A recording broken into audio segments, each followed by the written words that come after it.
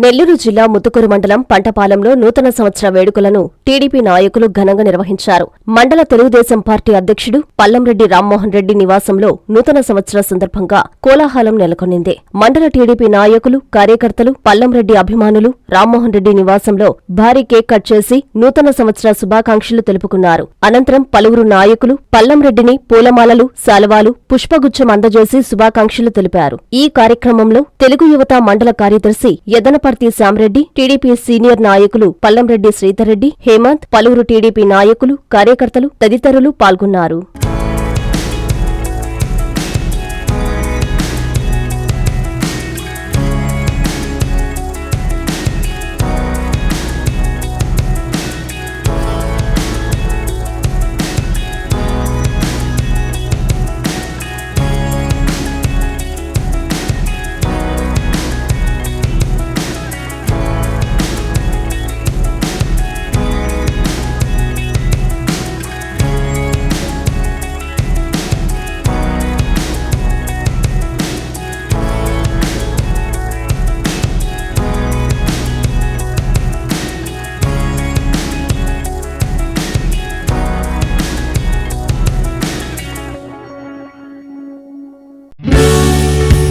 ఉదయగిరి నియోజకవర్గ ప్రజలకు, కాంగ్రెస్ నాయకులు, కార్యకర్తలకు నూతన సంవత్సరం మరియు సంక్రాంతి శుభాకాంక్షలు.